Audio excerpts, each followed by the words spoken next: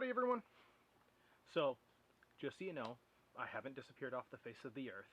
I know it's been a while since I made a video, but it's a busy season for me. The nature of my jobs means in the summer I'm a little less available to do fun stuff. But the season's winding down, and I thought I have a perfect opportunity to make a video. So I just had a friend up visiting, and as a gift she brought me this book, Good Clean Fun, by Nick Offerman. And it's a really nice, lighthearted book about woodworking. For those who don't know, Nick Offerman has a wood shop in LA. He does some beautiful pieces of work, and he has a lot of people that work for him. And Nick, as well as a bunch of other people, got together and put stuff together in this book.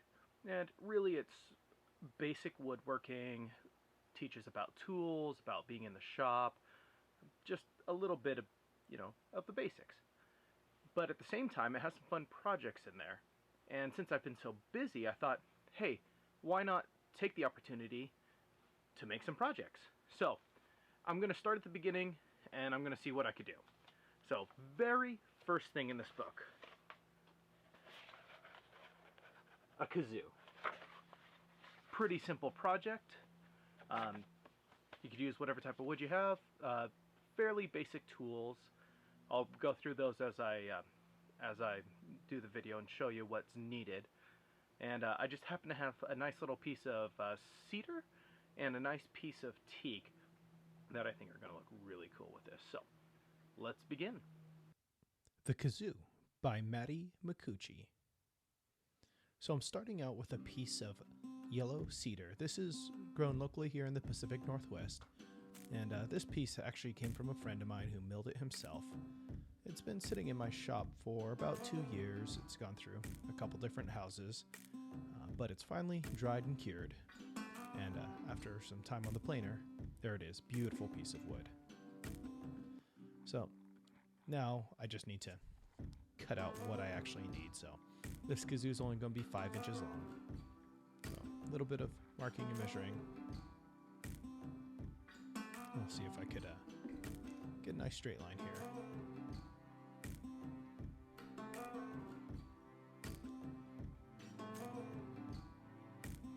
Of course, got to be as safe as possible using machines like this, but if you don't lose a finger every once in a while, you're not doing it right.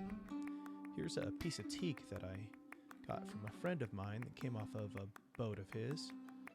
Really nice little piece there. I ran it through the planer a few times as well to get rid of some old glue and piece of other wood that was stuck to it. Now, at the moment, I don't have a functioning table saw, so I got a little more creative when it came to ripping this piece and milling it how I want for the nice thin piece for the top. So, marking out how thick I want it, which is only about 1/4 inch. Despite what it looks like, my thumb is plenty far away. There's my nice top piece there.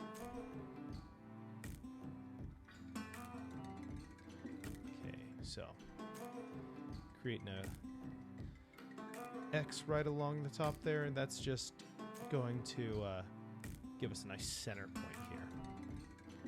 So while I'm drilling all the way through this, I want to make sure at least I start in the center. So I'm just getting everything centered just right. Of course, the setup takes the longest time there. And the drill bit not being long enough means I have to flip it over. So I have to be exact both times.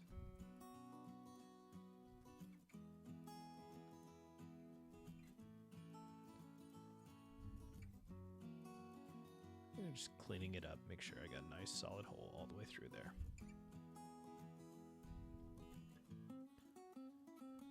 There we are with the hole. Now I'm just going to mark the center line. This is so I'm able to get the hole on top perfectly centered. And since it's a large hole on a relatively narrow piece of wood, being exact here is pretty important. And I marked that on both the top piece and the main body there. So this is a Forstner bit. Really cool bits, but a bit on the spendy side. It's the only thing that would make this not super plausible for most people, that and the drill press. But it allows you to drill flat-bottomed holes, and you can see I'm actually doing 2 different size bits there on the top piece. One is holding the wire mesh, and the other one's going to just be for the resonator, aka wax paper. So flipping it back and forth with 2 different bit sizes, and drilling the holes so I could actually fasten them together.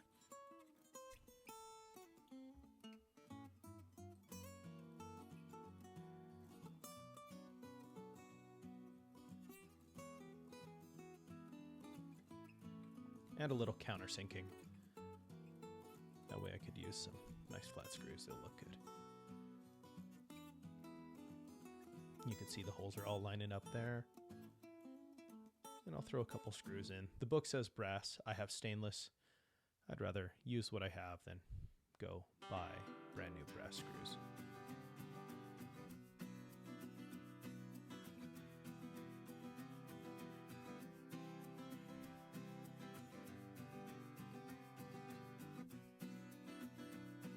Alright, now it's time to whittle the mouthpiece. Well, since you probably don't want to be blowing into a large 1 by 1 inch piece of wood, it's a good chance to make it fit, really cut it down to size.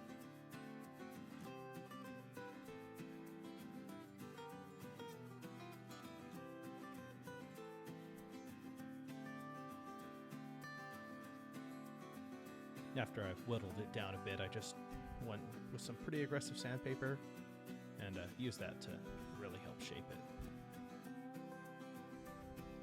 You're going to want to sand the whole kazoo at this point. You really want to soften all the edges up. Get any pencil marks off. And you can see I went from more aggressive to less aggressive piece of sandpaper there. I'm doing it on the teak top part as well. Just rounding everything out, making it real smooth and nice.